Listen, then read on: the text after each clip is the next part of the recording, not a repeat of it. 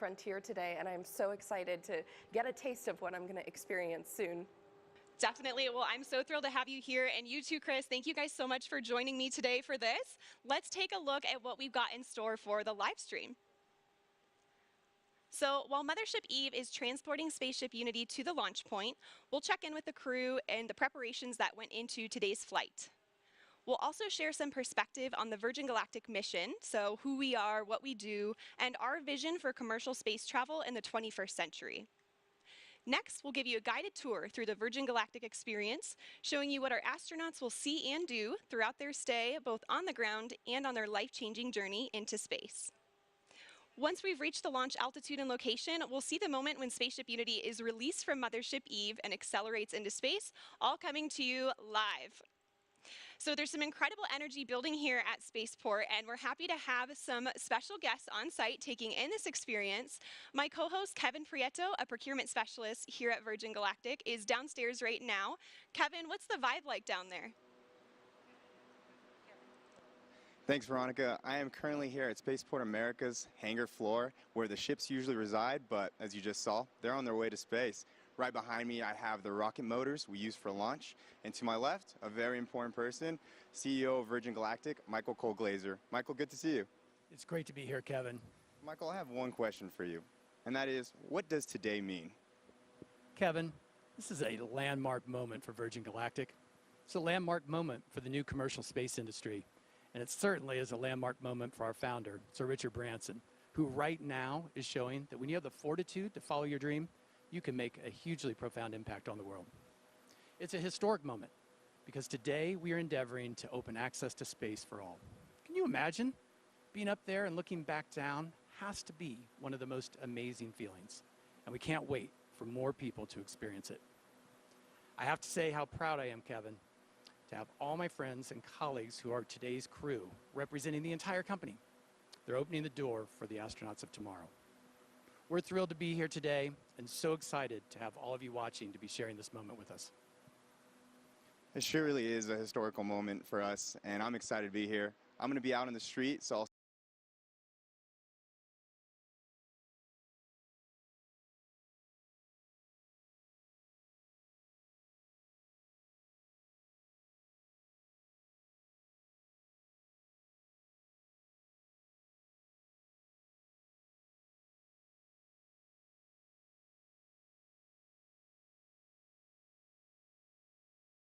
make space itself more accessible and approachable.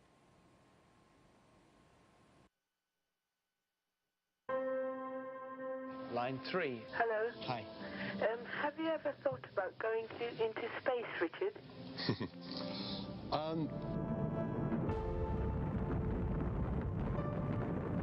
The moon landing was a catalytic moment for me. I remember my dad taking me outside onto the village green, and we just looked up at the moon. I really did think that myself and many other young people would one day be able to go into space.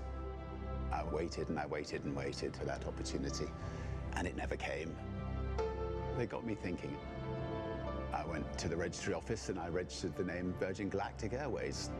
It's a brilliant innovation story. The origins of spaceflight at the time, it was big government. The X Prize was a chance to turn that into a much more personal spaceflight experience. Spaceship One claimed the X Prize, and it proved the dream was possible. This was the first private venture to go to space, return safely, and do it again just 2 weeks later. And then from there, we just started expanding. We knew we wanted a bigger system.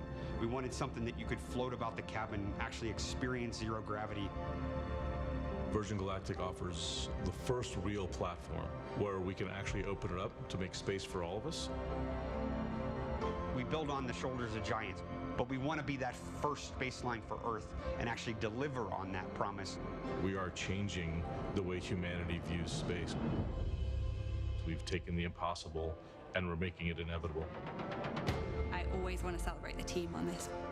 You need heart, you need the best minds, you need the best humans to work on programs like this. The sky's no longer the limit for us. This is an inflection point in human history. 2 astronauts on a tiny television inspired a kid from England. Imagine what greatness can come. from a generation seeing Earth from space. You're seeing your home planet. It's a real connection with the Earth. It grounds you and it feels timeless. I think in the same way that I was inspired by the moon landing. Release, release, release. Fire. I really hope that there will be millions of kids all over the world who will be captivated and inspired about the possibility of them going to space one day.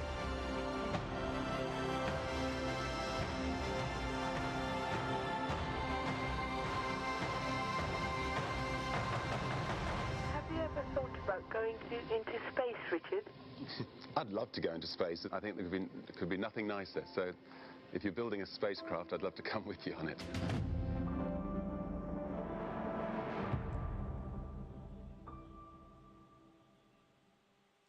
Truly inspirational, and right now all of that inspiration is up in the sky as the Virgin Galactic spaceflight mission makes its way towards the launch point. Let's take a look at these onboard camera footages now and see what we've got here.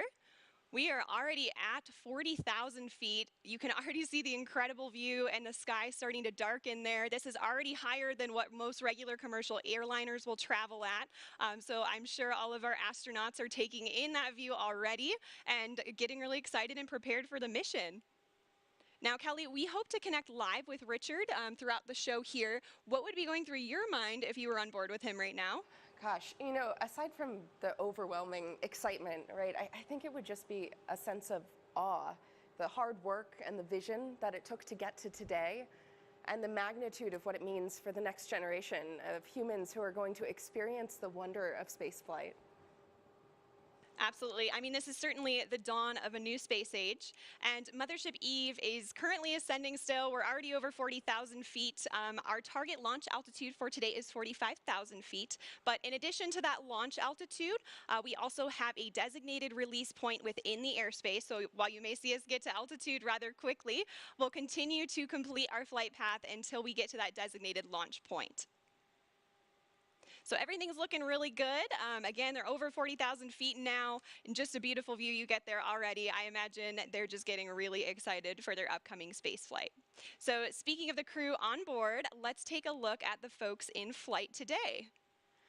Virgin Galactic pilots are without a doubt among the very best of the best. They're some of the most experienced pilots in the world, and there are very few flying machines on Earth or off Earth that these professionals haven't flown. In fact, 4 of our pilots are among the very few in history who can lay claim to the title of astronaut. And 2 of them are heading to space again today. Let's meet the crew now. We'll begin with the folks who are supporting today's flight in the chase plane, giving us visuals on the spaceflight system while airborne. Pilot in command of our chase plane today is Jamil Janjua. He's completed over 4,000 flying hours in 48 different vehicles throughout his career, which spans over 20 years in the Royal Canadian Air Force. Joining Jamil is Patrick Moran, who served as a pilot in the Marine Corps for 20 years, where he operated as a test pilot and a test pilot school instructor. He joins Virgin Galactic with over 3,000 flight hours in 34 different aircraft. In Mothership Eve today, we have CJ Sturkow in the left seat. CJ has completed 4 NASA Space Shuttle missions and 2 Spaceship Unity space flights. He's been flying for 37 years and is the first person to enter space from 3 different states. CJ is joined by Kelly Latimer in the right seat, who's logged more than 6,700 hours in her 32-year flying career. And Kelly is also a pilot with Virgin Orbit, our sister space company, and she just flew their successful launch the other week. Piloting Spaceship Unity today, we have our chief pilot and astronaut, Dave Mackay. Dave's been with Virgin Companies for over 25 years now and has more than 14,000 hours of flight time to his credit. Just incredible, and spanning no fewer than 140 different types of aircraft. With Dave is astronaut Mike Masucci. Mike recently passed more than 10,000 hours of logged flight in a career that's put him in the cockpit of more than 80 different types of aircraft, including the U-2 and, of course, our very own Spaceship Unity. As you can see, our passengers today will be flown to space by some of the most accomplished and experienced pilots in the world. And in the cabin of Spaceship Unity today, there are 4 mission specialists. Let's hear some more about them now. Astronaut 004, Sir Richard Branson. I'll be testing the researcher experience. Virgin Galactic is opening up the opportunity to go to space for everyone. This is a whole new era to get people from different backgrounds, different geographies, different communities into space. And it's giving researchers the opportunity to fly with their payloads. And that is unheard of. They can take the work that they've been doing on Earth to space. And I'm so excited to see where the community takes it in the future. Astronaut 003, Colin Bennett. I'll be evaluating cabin procedures during boost and weightlessness. When I was younger, I assumed that space was only available to a very select few. I had no idea myself that I would ever be in a position to go to space, but here I am. And how awesome it's going to be be a part of the journey of opening this up to hundreds and then thousands of more people in the future. Astronaut 002, Beth Moses. I'll be spaceship cabin lead and test director. I cannot remember not dreaming of going to space. There's the little tiny kid looking up at the stars, the little girl making model rockets. It was part of my childhood. I think it's a very natural, human, innate curiosity. We're all explorers and adventurers, so I really don't remember an age or a moment where I discovered space. I just always remember dreaming of going to space. Astronaut 001, Richard Branson. I'll be evaluating the customer spaceflight experience. Astronaut 001, what a title to have. Now, I don't know about you guys, but I'm excited to hear who gets the spot of 007 as well. So let's hear more about the man who has the license to thrill.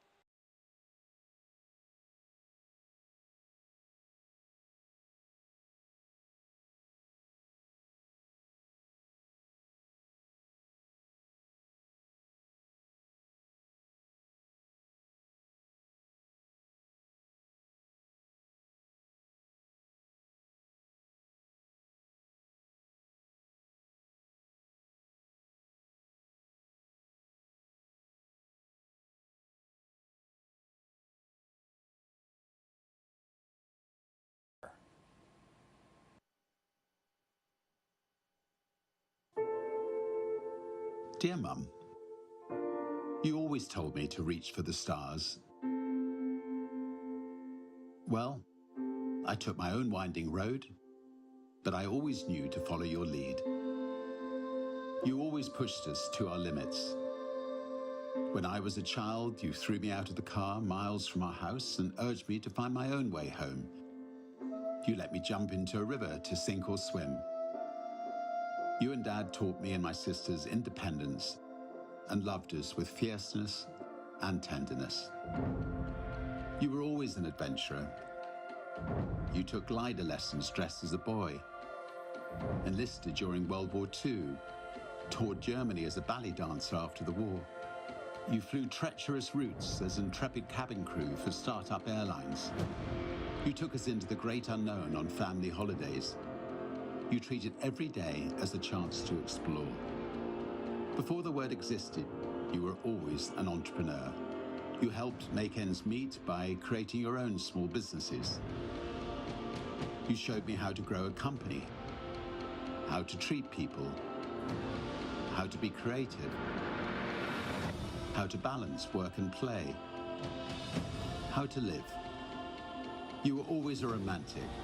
You and Dad showed Joan and me the way to build a life filled with humor and heart, hope and humility, honesty and happiness. You showed us the value of kindness, the magic of laughter, the beauty of music, and the joy of family. You were always my guiding light at Virgin Galactic. You shared with me that the day we named our mothership VMS Eve was one of your happiest. You always knew Eve would start my journey to space one day, just as I always knew you would do the impossible for me. Well, Mum, our mothership, which carries your name, will carry the next generation of dreamers into space. You were always a dreamer. You urged me to strive for every opportunity I saw.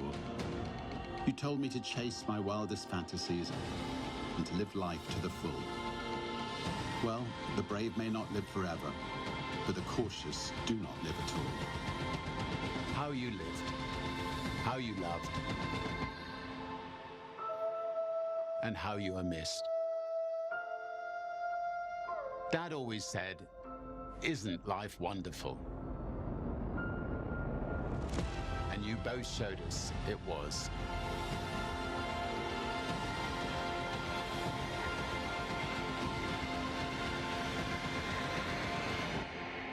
Always.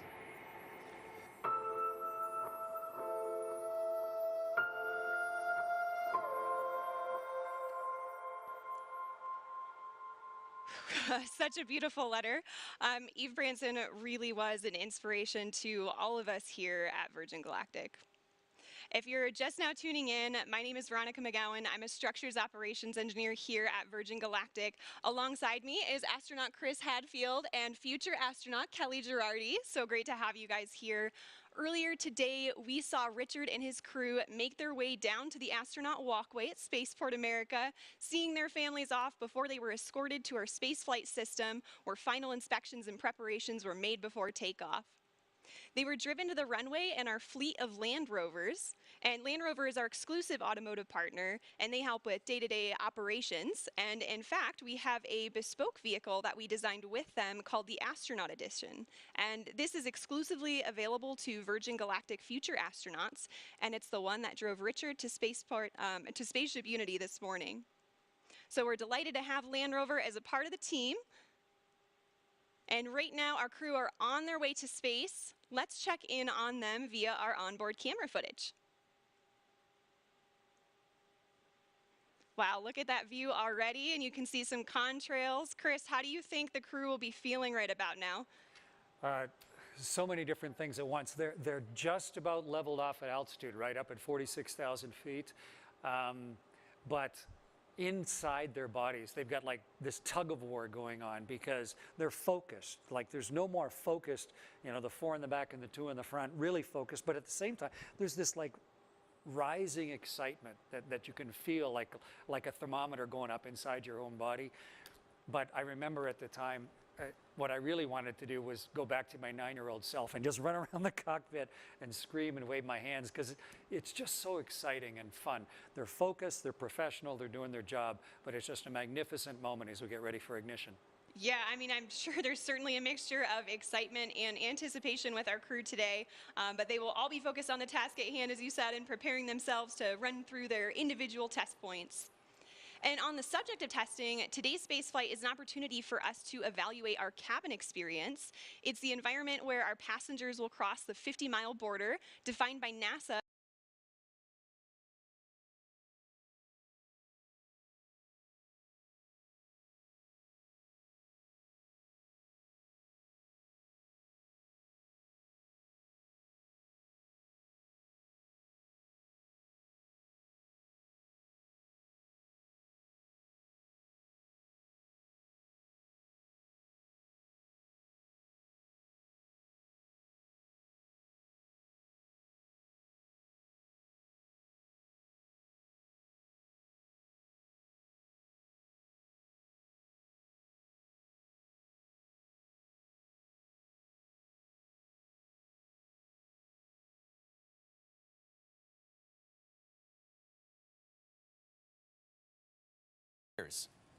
That's where the innovations of Virgin Galactic come in. What does spaceflight with Virgin Galactic entail? Well, it has a unique combination of revolutionary design innovations that make it like no other vehicle that has ever gone before. Firstly, air launch. Most rockets you see make a loud and bumpy vertical launch from the ground. To launch from the ground requires huge amounts of energy to lift the vehicle from a static start and to propel it through the thickest parts of the Earth's atmosphere. Instead, Virgin Galactic spaceflight starts with a smooth runway takeoff, not dissimilar to a conventional commercial airliner. The spaceship, attached to a mothership, gracefully ascends to the launch altitude of around 50,000 feet, bypassing the thickest parts of the Earth's atmosphere, making it far more energy efficient and far more comfortable for the passengers inside. When the vehicles have reached the launch altitude and location, Mission Control provides clearance for release. Release, release, release. The pilots activate the launch and set Spaceship free. Within seconds, the rocket motor ignites as the vehicle starts its rapid ascent toward the stars. During this awe-inspiring journey, the spaceship reaches speeds of up to 3 times the speed of sound. And out the window, passengers will watch the color change from blue through indigo, and then to the iconic inky black as they soar into space. Once the rocket motor shuts down, passengers will unbuckle their seatbelts and float effortlessly around the cabin, enjoying the childlike freedom of zero gravity. The cabin becomes a spacious, 3-dimensional playground as passengers experience space firsthand, helmet-free. The ship has an incredible 17 windows, and passengers won't be able to resist being drawn towards the undeniable, euphoric beauty that lies beneath, as planet Earth looks right back at them in all her majesty. Whilst enjoying weightlessness and the life-changing view, the vehicle is preparing itself for re-entry into the Earth's atmosphere, utilizing the second design innovation of Virgin Galactic's space system, the Feather. There's FPGs. Re-entry is arguably the most challenging aspect of space travel and has largely been approached in 2 ways, with winged vehicles or with capsule spacecraft. The revolutionary aspect of Virgin Galactic Feather technology is that it enables the vehicle to act like a winged vehicle when it is advantageous to be a winged vehicle, and then behave as a capsule when a capsule design gives you the advantage. On the way to space, the spaceship folds in half, with the booms moving upward to a 60-degree position as our pilots put the vehicle into an elegant backflip. This points the windows straight back towards Earth, offering passengers astounding and unobstructed views. This maneuver also allows the vehicle to behave like a capsule on re-entry, spreading the friction heat generated from re-entering the Earth's atmosphere across the entire underside of the spaceship, and aerodynamically enabling it to reorient itself from any position. Once the ship has slowed down and starts to travel through the thicker parts of the Earth's atmosphere, where a winged vehicle is advantageous for maneuverability, the booms come back down from their feather position, and the spaceship gently glides back home safely and smoothly, ensuring a thrilling yet comfortable ride for those on board, and landing on the same runway it took off from. A truly extraordinary design, fit for an out-of-this-world experience.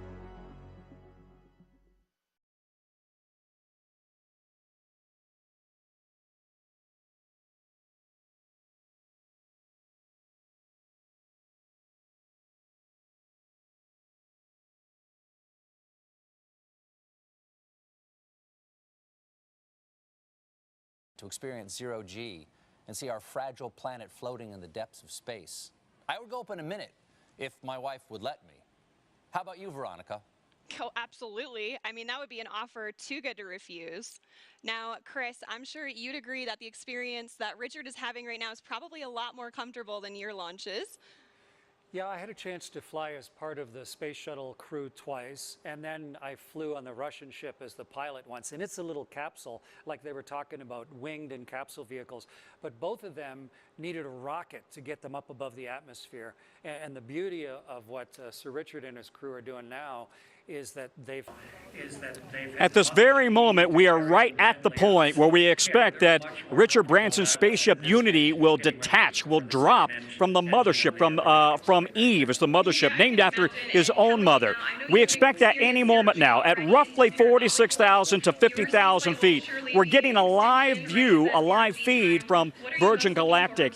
It's their own broadcast production, so we're watching very closely. But at the moment, that feed would suggest that they are still, in fact, attached. It will be any minute. Now, when they do detach, then Branson and the others on board, 5 others on board, including the 2 pilots, will rocket at a very accelerated Mach 3, 2,300 miles per hour, and that's 3.5 Gs, by the way, on their way to that altitude you mentioned. The bottom line here is that they're trying to achieve that goal of 50 miles to 56 miles above the Earth, and that would put them very comfortably in what NASA and the military calls the edge of space, or into space. As you know, there's been kind of a back and forth. Some on the Bezos team have suggested that's not quite high enough for space, that really Bezos' Blue Origin will go to space and Branson won't be. It doesn't really matter. You're going to be at about 3 to 4 minutes of weightlessness. The FAA and NASA acknowledge that it's in fact space. So that's what we're waiting for right now. It all comes down to this right here as we await this moment when it detaches and then rockets there to the edge of space.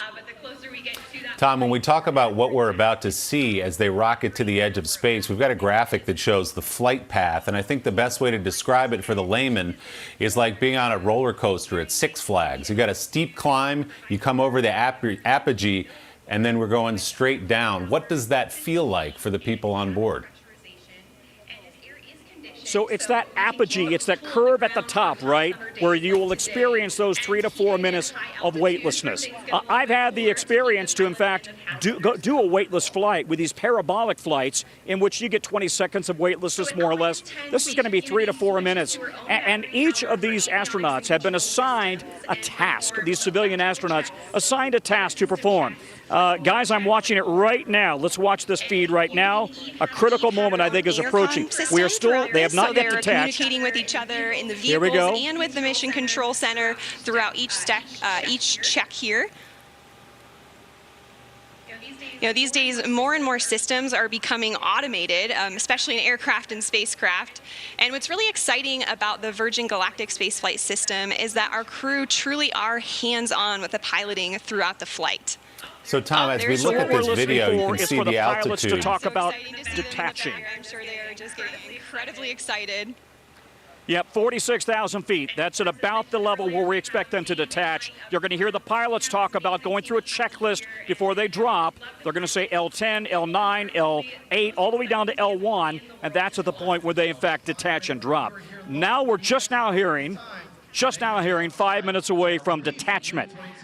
This has been a little bit of a moving target because we don't have a typical NASA mission control, which is giving us, minute or second-by-second updates. We're kind of flying by the seat of our pants there, but take a look inside the spaceship as they prepare to detach. Probably now 4.5 minutes away or so at an altitude in excess of 46,000 feet. Willie? Yeah, they've reached that cruising altitude they talked about, but they're hitting, as you say, a spot ahead of them.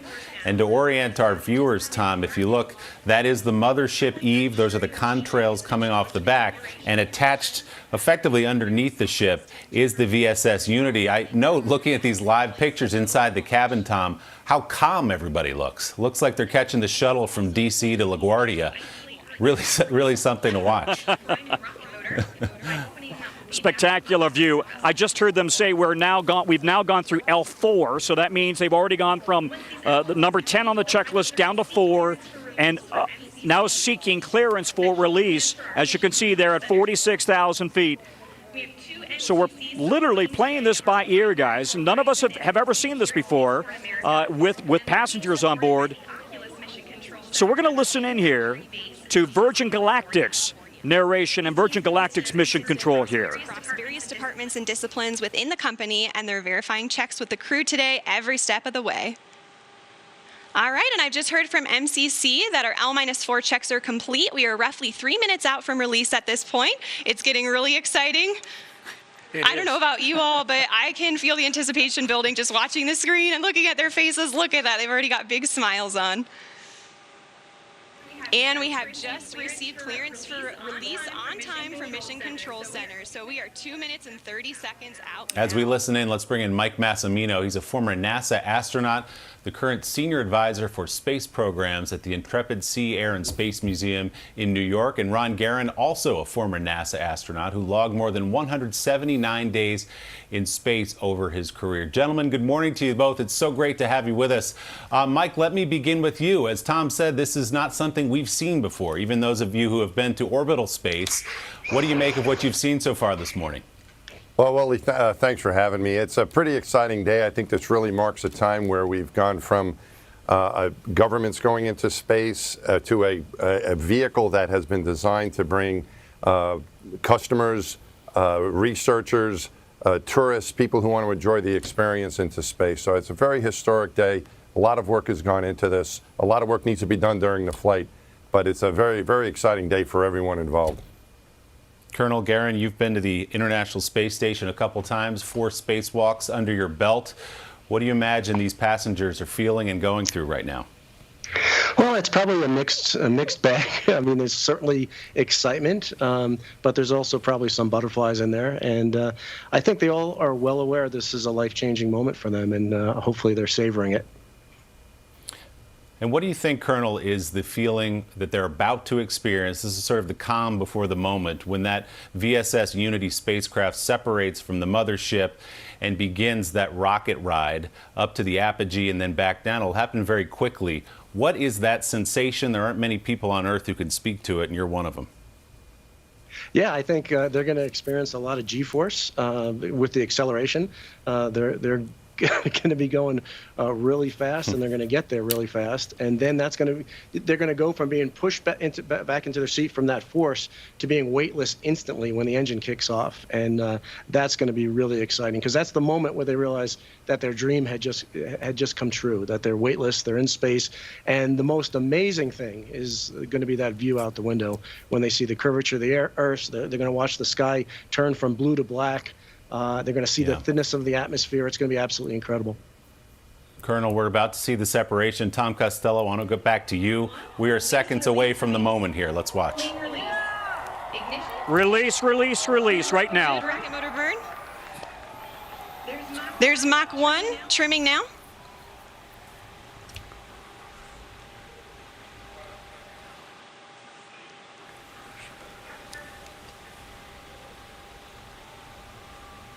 Trim complete. Unity is pointed directly up and heading to space. Things are looking great. We are 25 seconds into the burn now, approaching Mach 2. 30 seconds, Mach 2. Everything's looking really good and stable. 40 seconds. 45 seconds. 50 seconds, approaching Mach 3. There's Mach 3. And 60 seconds, and that is a full duration burn, folks. We are headed to space. And the passengers in the back have been cleared to unstrap. Our predicted apogee is 279,000 feet and climbing. The pilots are now unlocking the feather and So this is it. This is where we should be experiencing, or they should be experiencing, weightlessness for about 3 to 4 minutes. And we expect we're going to have a live shot from within that spaceship. And now they're going to start feathering the wings back so that they can begin the very slow process of re-entering. And as we've said, you know, this is a critical moment as they enjoy those few moments of apogee, of weightlessness. Now and climbing. As soon as we cross the boundary to space, we'll hear a word from our founder, Sir Richard Branson. Once they cross the boundary to space, Richard Branson will be speaking, and we expect him to make some sort of a major announcement from space.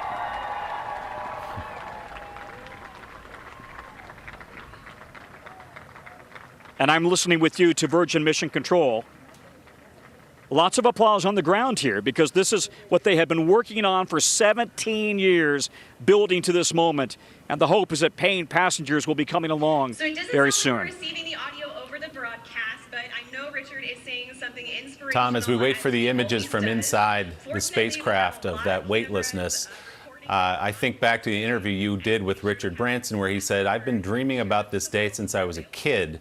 When I watched Americans walk on the moon on July 20th, 1969, I started to dream of this moment. Remember the day, remember where you are. Yeah, and I think they just said 280,000 feet right now. You know, it's funny, Willie, that's one of my earliest memories. I was 6 years old, and my dad woke me up at 11 o'clock at night and said, don't forget this moment, the astronauts are walking on the moon. Interesting that the same impression, in fact, on Richard Branson, was really, I think, everybody who was watching from planet Earth on that day. And now this is the culmination of his dreams, of now taking his own space flight, not to the space station, not to the moon, but to an altitude of 56 miles. Here we go. We got some images from inside. There are the pictures. And again, we're waiting to hear what Richard Branson has to say. Some sort of we've been led to believe some sort of a major announcement, assuming the technology works and he can get the live shot out of there. Tom, we've been using the term feathering here. Okay, they're heading as Unity climbs and lands. What does that mean exactly? What are we watching here? Well, the bottom line here is that they have folded those, you know, I may even defer to the expert in terms of Mike, because you've got a pilot right there and an astronaut in terms of how this works, because it's a delicate procedure as they feather the wings back for re-entry. Mike Massimino, what does that mean exactly to feather as they return here and land shortly on a runway in New Mexico? Yeah, it's really interesting technology that they're using here. They're kind of combining the aspects of a capsule reentry, which is fairly safe, so they can feather those the wings so that they kind of form in line with the spacecraft, so that it can enter and take the heat of reentry in the best way, and then they can deploy them again for the landing. So it's kind of combining what we've seen before with a capsule entry, along with like a space shuttle or glider landing on a runway. So pretty innovative and a cool way to do it. Colonel Guerin, you flew F-16s in the United States Air Force. Yeah, I did, and you know, Mike really explained that well. The whole tail boom changes in configuration, so they're getting the best of both worlds, the best of the aerodynamics of a capsule and the aerodynamics of an aircraft. Tom, go ahead, jump in. Pardon me, I was just going to make the point. This is essentially a glider coming back, not unlike the space shuttle. So they've got a massive runway here in New Mexico that they can come right back to. Not much in the way of a go-around opportunity here, so they got to come in and hit the landing right on the money. As we've said before, they've got a veteran chief pilot who's in charge, Dave McKay, a veteran of the Royal Air Force, and he's been a Virgin test pilot for years. Really a spectacular view, and look at that, the curvature of the Earth, which your guests have seen firsthand, but now typical Americans, Virgin employees, but typical Americans have been able to see this as well, experience it firsthand, and that's really the point here. And now we're told that the wings are in fact locked. So now, in fact, it is a glider inbound in the glider formation and allowing them to come right into the runway here at Spaceport America. About 30 miles or so from Truth or Consequences, we should tell you. Passengers have taken their seats again. They're strapped in. Let's bring in Stephanie Rule, NBC News senior business correspondent, looking at this space race among billionaires. Steph, this is a man, Richard Branson, who tried to circle the globe in a hot air balloon. That was an ill-fated trip. Crossed the Atlantic once and not twice, but got there on his second trip, crossing the Atlantic. This, I guess, the next frontier for Richard Branson. Without a doubt, Willie, he's broken records for kiteboarding. Richard Branson is a true daredevil. But whether you're talking about Richard Branson or Jeff Bezos or Elon Musk, think about these billionaires who are going after this space, the final frontier. They've achieved all sorts of success, betting on themselves and their own brands. If there's one thing Richard Branson is absolutely known for and fantastic at, it's branding. And look at today. You saw that launch, boom, Virgin Galactic. We're watching this on his own network. And this really is going to be the first push into commercial space travel. And if that's where we're going, there will be room for a Jeff Bezos or a Richard Branson. So you mentioned it earlier, sort of this bickering. Is Richard Branson actually making it into space? The Blue Origin team says no, they aren't. But from a global perspective, for the millions of people, Willie, who are home watching this, he is absolutely in outer space. And Richard Branson is pursuing and fulfilling his dream to be the first one out there. Yeah, Steph, there was a picture, by the way, posted this morning by Richard Branson having breakfast with none other than Elon Musk before he left to take his flight. Steph, the question we were debating earlier on Sunday today is this really another step forward? Is this the step toward commercial space travel, which so far at this moment goes for $250,000 a pop for a seat on one of these spacecrafts? Are they bringing this to the people, or are these just sort of joyrides for these billionaires? Well, the plan is to bring this to the people, but let's think about what people. It's the richest of the rich people. And you and I also know, Willie, over the last 10 years, the richest people in the world have gotten a whole lot richer, so they can certainly afford it. And these guys are now betting on themselves and their space. Steph, I'm going to interrupt you. Richard Branson speaking. Let's listen. And now I'm looking down at a beautiful spaceport.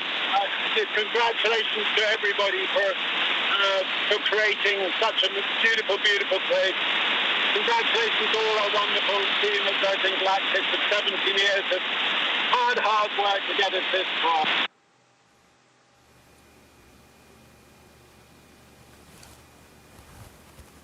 All right, so I'm so Richard happy Branson saying space is a beautiful place, thanking everyone who made that mission possible, admiring the view outside of VSS Unity. Steph, I'll let you pick it back up. We are so excited for them to land. You know, luxury and extreme travel is what Richard Branson does by profession. Without a doubt, the goal here is how do we now move this into commercial, obviously very high-end travel.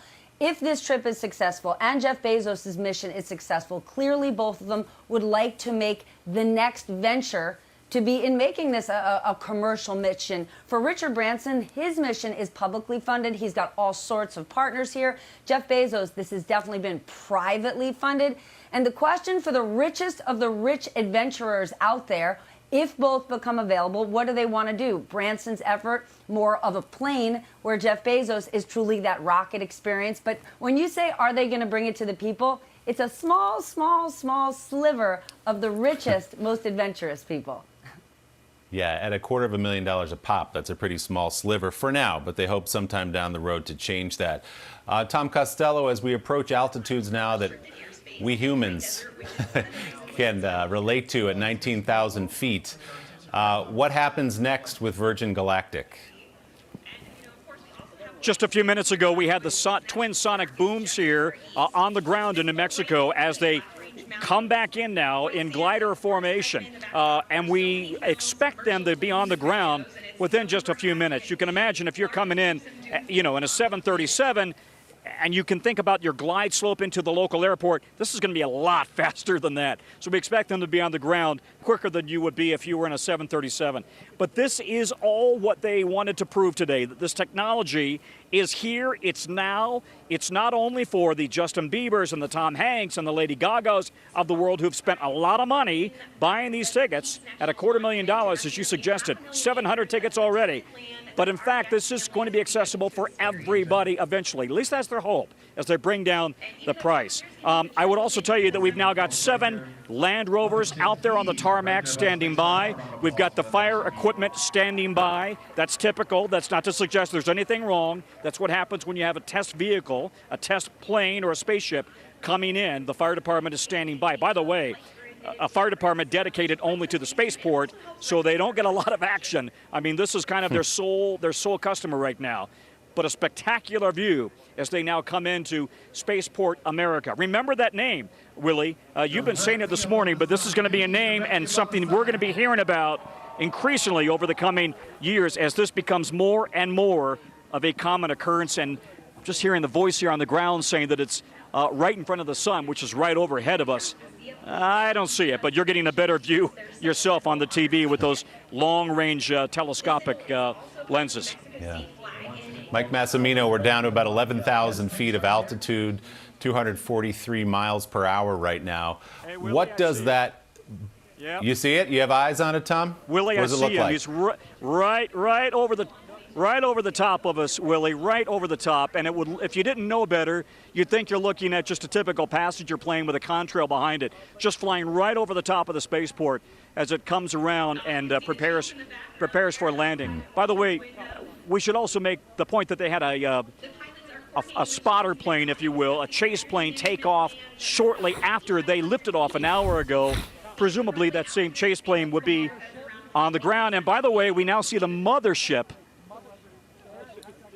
Yeah, I think we see Unity in the lead here and the mothership trailing it would look like, which I guess makes sense, right? They're coming in a heck of a lot faster than the mothership can. So it looks like Unity, the spaceship, has the lead as it now approaches the landing strip here on the ground. Looks like it's making a big arc and it's about to come on in for a landing. Gear is down and locked, they say. Boy, it's moving fast. It is really buzzing along. Mike Massimino, what does it feel like on the human body to go through what that crew of 6 just went through? 2 pilots, 4 passengers. As we see those internal cameras, all smiles. It appears everybody's doing well. What does it feel like, though, on your body to go through that? Well, they're feeling great right now, just out of pure joy, I would imagine. But they've gone through a different experience. You know, they were on 1 gravity. They probably pulled some G's going up to space. They were weightless for a while, so you're floating there, and your vestibular system is now floating as well, so your sense of motion is a little bit distorted.